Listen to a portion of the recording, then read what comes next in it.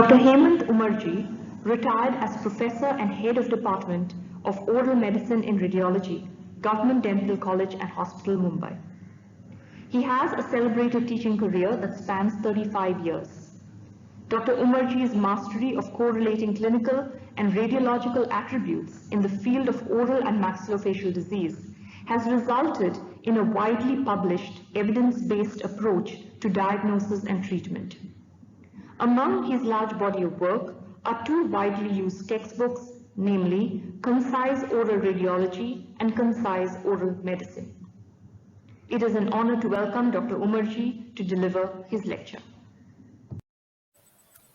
The topic for presentation given to me is imaging modalities in the assessment of maxillary sinus pathologies.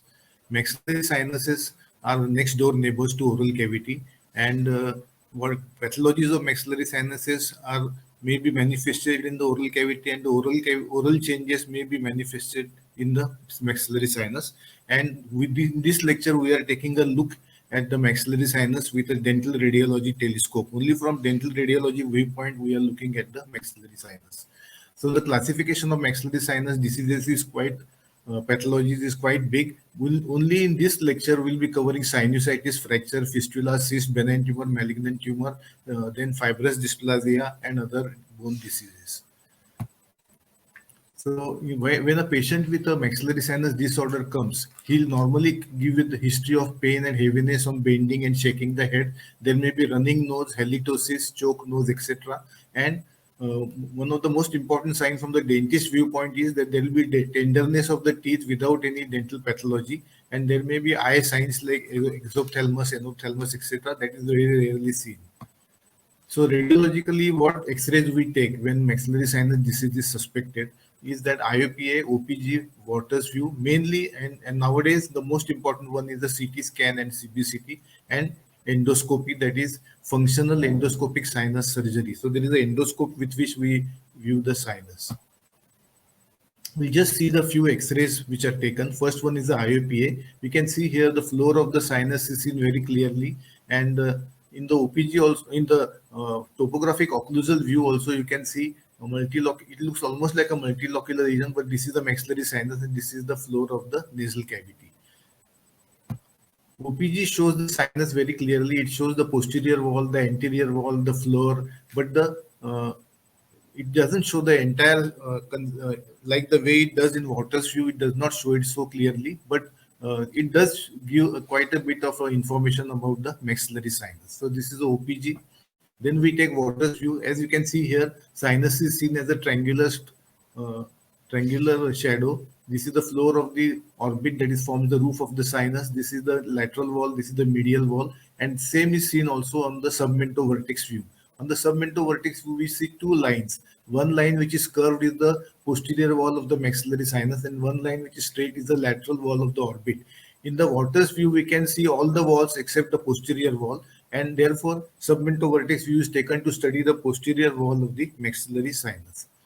Now we come to the main thing is that after CT scan came into the picture, the study of maxillary sinus became very interesting and very simple also, because in 3 dimensions we can study all the walls of the sinus. Not only that, but the lumen of the sinus also can be appreciated. This is the axial view, this is coronal view, and this is sagittal view. In the axial view, we can see the medial wall, lateral wall, and the anterior wall, and in the coronal view, we can see the floor of the orbit also, floor of the orbit of the superior wall of the maxillary sinus.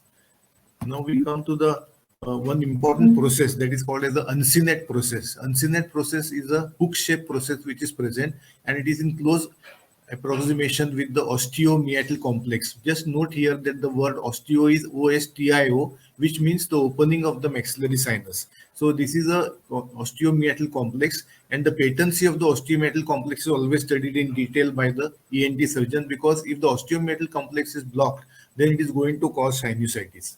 So that is a very important landmark on the CT scan. So now we'll see a few conditions where word says that if there is a deep caries and a deep filling, then there is a cystic lesion. The cystic lesion always has a corticated margin, and it is always separate from the sinus. And If it's a periapical lesion in connection with a molar, then adjacent to the periapical lesion there is a dull gray shadow, that is a mucositis. That is mucositis. Now look at the OPG. Here one side the floor of the sinus can be seen very clearly. The other side the floor of the sinus is missing and teeth are floating. And here it is destroyed. So this is CA left antrum, and this is called the halo effect and mucositis.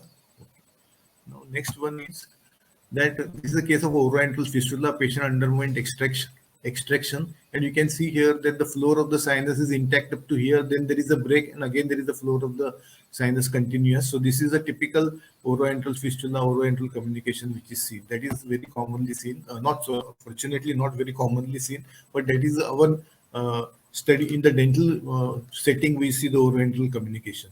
Now sinusitis is the next common thing which is seen, and if there is collection of fluid and patient is made to stand up and water's view is taken, we can see the air fluid level, and if the patient tilts his head, the fluid level will change. Sometimes it gives rise to opacification of the entire sinus.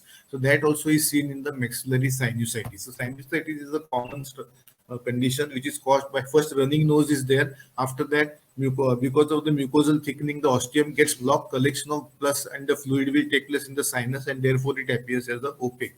Now this is a very interesting shadow that is called as a benign mucosal cyst or a retention cyst. This happens because the mucus gland within the antral mucosa get inflamed, and then they give out fluid or the mucus secretion, and that gives rise to a dome-shaped, dull radio-opaque structure. Only thing you have to remember or note is that there is no corticated margin. So this is present inside the sinus, and that is called as the intrinsic cyst, or it is called as a benign mucosal cyst.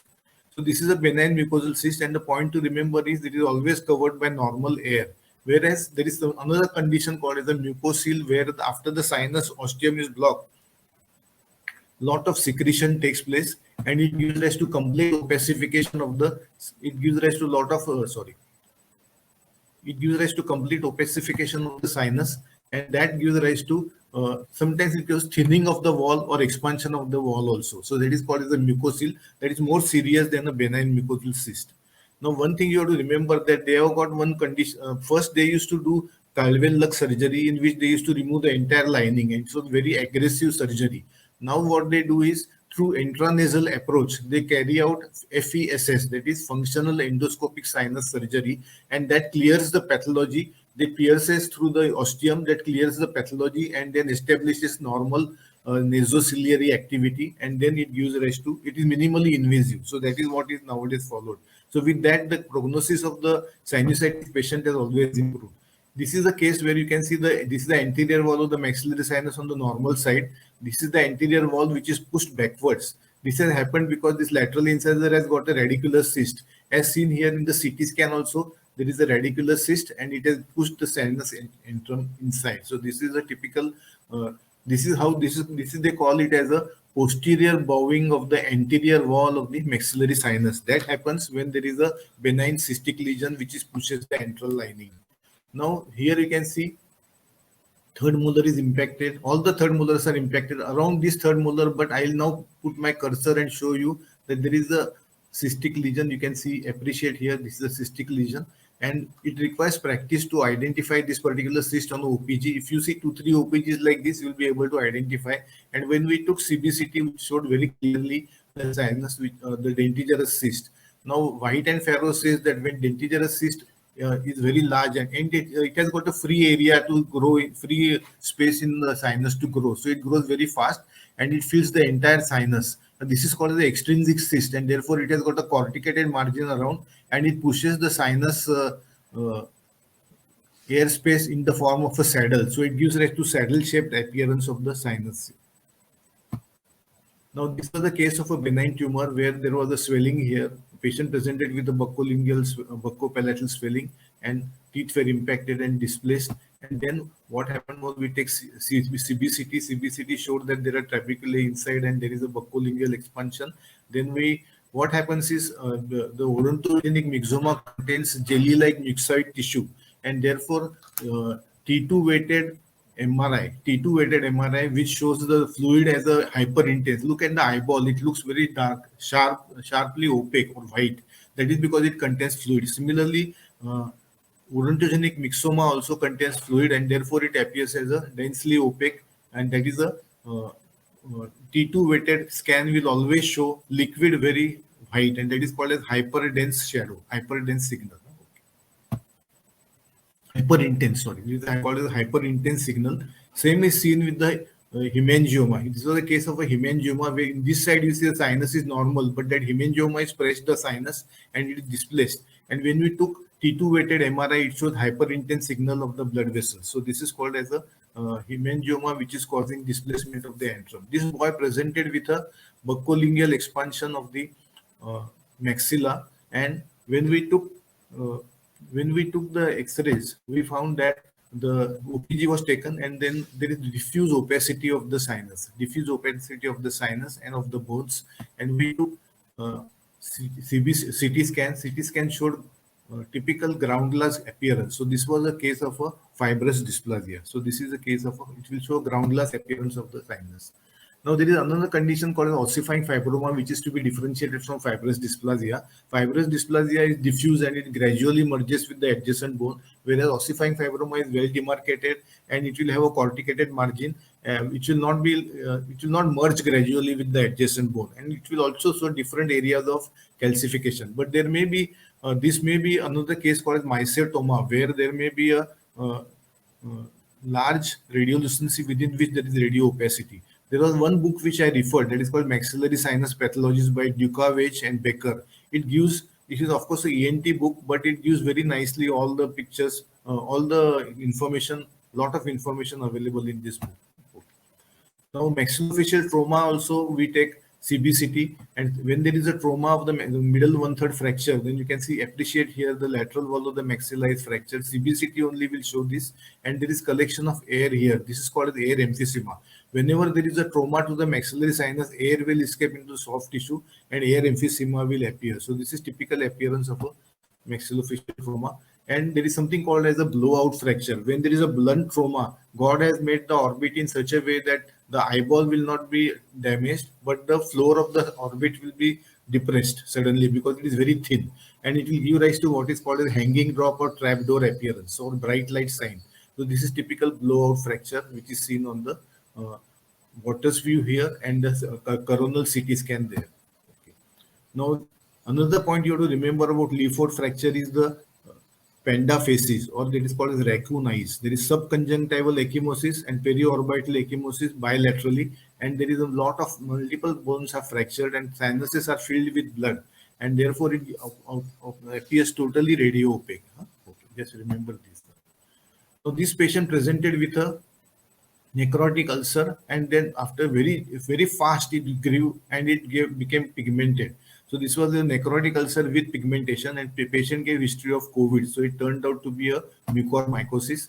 Mucormycosis, the most important thing for us to remember is that patient is taking steroids, he is having diabetes mellitus and ketoacidosis, and that gives rise to deep fungal infection.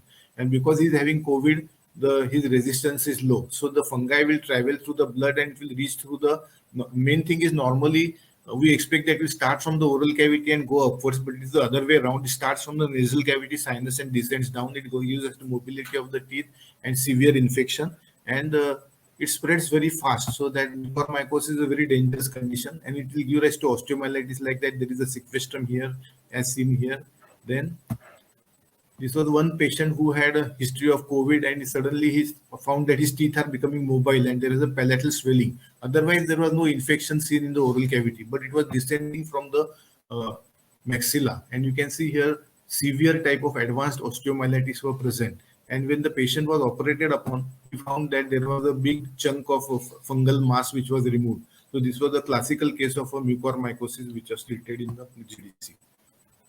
This lady presented with a pain, swelling, and paresthesia on the upper left side of the face. Intraoral examination showed little swelling here. Otherwise, it was no ulcer, no growth, etc. So we couldn't suspect that there may be malignancy. But we took OPG. When the OPG was taken, the floor of the sinus was seen on one side, but the other side, the floor of the sinus was missing. So we suspected malignancy. Then we took CT scan. When we took Waters view also point to remember that this is a normal sinus, and this is the zygomatic bone. So all the walls are intact, then there cannot be malignancy. But if the walls are missing and there is diffuse opacity, chances are that it may be malignant. But you cannot be sure. So we have to take CT scan. CT scan showed that this particular wall is broken and there is diffuse opacity, and even the nasal cavity is involved. So this is a typical case of a malignancy involving the sinus. Now, another case, one thing you have to remember that if it's a benign tumor or a cyst, then it causes invagination of the, so you can see a corticated margin invaginating and cyst invaginating into the antrum. Whereas if it's a malignant tumor, it causes destruction. It just destroys the wall and it keeps on spreading into the sinus, enters into nasal cavity. It will go into the other sinuses also.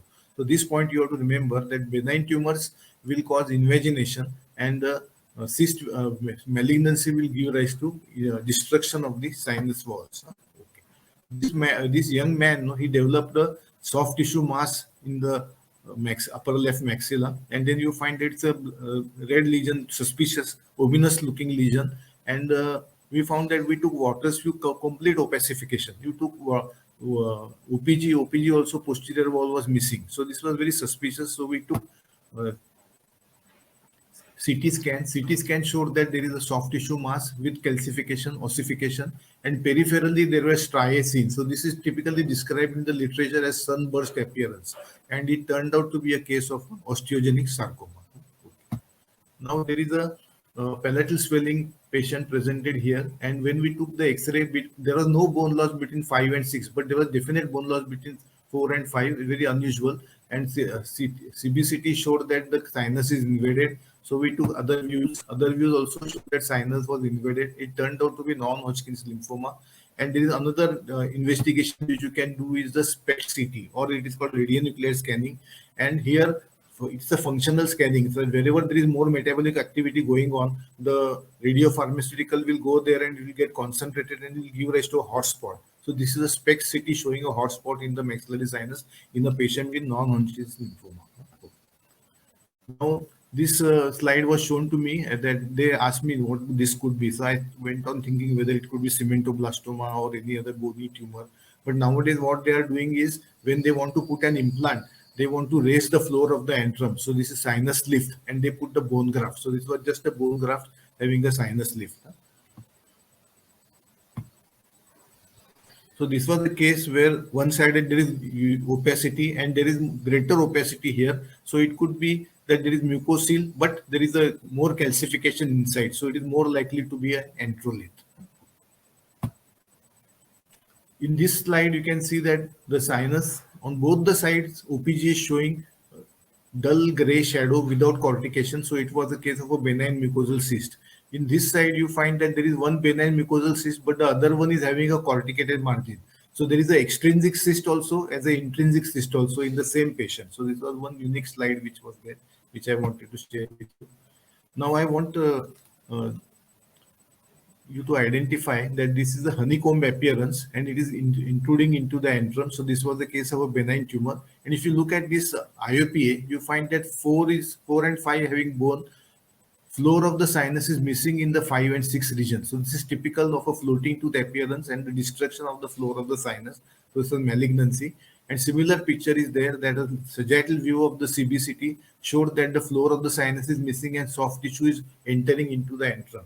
So when there is malignancy, it may start from within the vestibular sulcus in the oral cavity and then invade the antrum, or it may start from the antrum and then invade the oral cavity. That can be studied with the CT scan or CBCT, and also clinically you can make out. So successful management of the sinus diseases with oral involvement. I'm saying with oral involvement. Otherwise, sinus diseases are to be managed by the otolaryngology only, ENT specialist. But if it is with the oral involvement, then 3 people have to come together. One is oral medicine, radiology mainly, then oral surgery and oral pathology for successful management. So there has to be a team effort here. I must thank Dr. Dimple Padave, Dr. Mandana, the organizers of the International Oral Diseases Case Presentation Conference 2022, Dr. Ishwaran Ages. These all people have given me their material. Also, I have been in touch with them for a long time, and I must thank them. Thank you.